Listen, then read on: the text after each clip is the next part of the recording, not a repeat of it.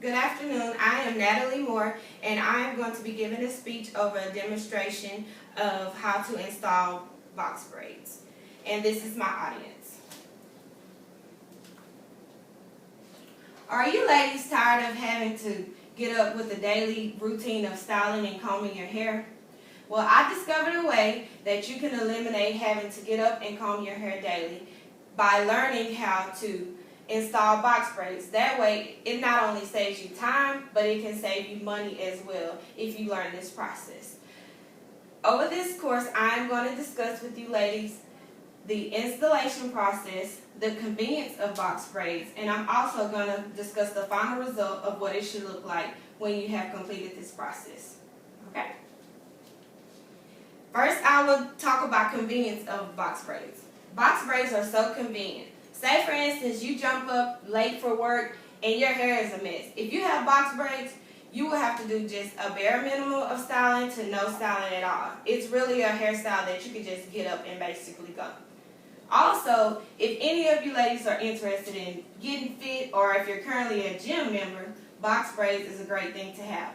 When you have box braids, you can go into the gym and your hair is going to stay intact. You're not going to have to worry about if you're sweating and your hair is a mess. Say, for instance, if your head sweats just as much as your body, your hair is going to be perfectly fine when you're done if you have box braids. So that's another great reason to have box braids. So now I will go ahead and show you ladies the installation process. There's a couple of materials that you will need to gather.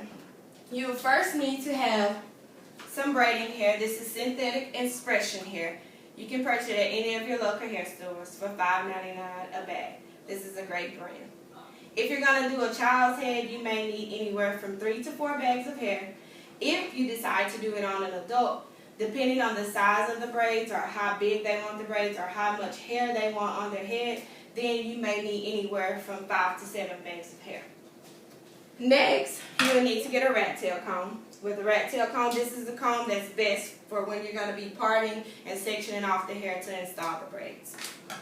You'll probably need a pair of scissors. Your scissors will be used whenever you need to cut your hair. Depending on the length that you want the braids, if you want them long, you can keep it long, but mostly you'll probably need some scissors so that you can cut it. This hair has already been cut. Another thing that is an optional material that you can purchase is hairstyling gel, or you can use what we also call hair jam, whatever is your choice. And your most important material that you will need is someone's head to demonstrate or to do the product on. This is my daughter, Lanida. Say hi. Once you have gathered all your materials together, you will begin your process of installation by taking your person's head. You're going to start with her natural hair. You'll need to part the hair into the shape of a square. That's one reason why it's called a box braid, because it looks like a box. Can you ladies see this? Yes. Okay. Then you will need to take your styling gel or your jam, apply a small amount on the natural hair. This kind of just helps hold the hair in place, so you don't have to worry about it all over the place. Next, you will take your extension hair, separate it again depending on the width of the braid. If you want bigger braids, you'll use more hair. The smaller the braid, the smaller amount of hair that you'll need.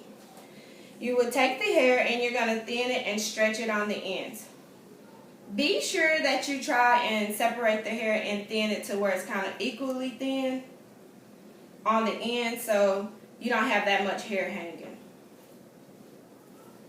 Once you have the hair thin, you're going to take the natural hair and you're going to wrap the extension around it. You're going to form a loop.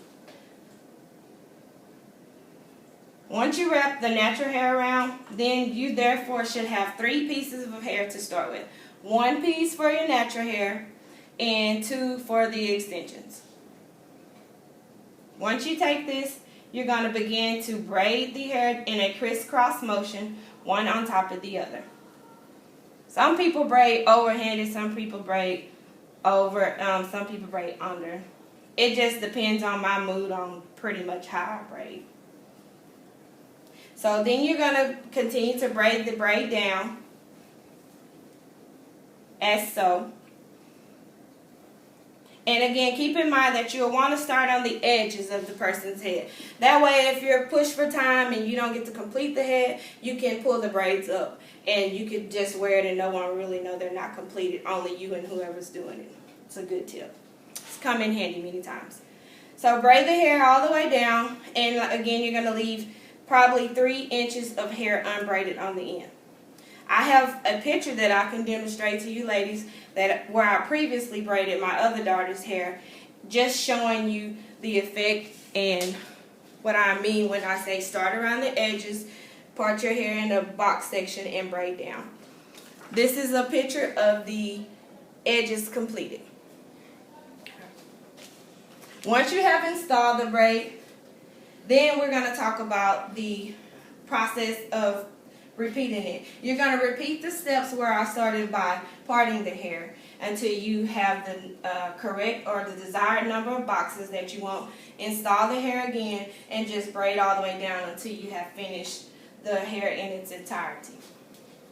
Once you have done this, then you can go about and style the hair of your choice however you would like. Alright.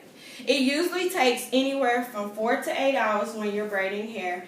Depending on what type of braider you are, the more you braid, the faster you'll get, the better you'll get. So don't worry about, oh, this takes forever to do, because it's so worth it once you are able to complete the braids, because remember, you're going to have convenience of not having to do hair every day. Finally, now that we have covered the convenience of braids, the installation of braids, and what the final result will look like, I am going to show you a couple of pictures to show you the versatility of braids. When your braids are completed, you can wear them in a high ponytail as such. You can style them in a high bun, or you can wear them half up and half down. You can even put them in a French braid, 1 or 2, whatever your choice. Or you can simply just wear your hair braids down. Now that we have discussed box braids and the versatility of them, how many of you ladies are willing to try box braids, whether it be for your own personal use by letting someone else demonstrate on you, or you ladies try giving it a practice and learning how to do the braids yourself? I think I'll be interested. Thank you ladies for your time. Thank you.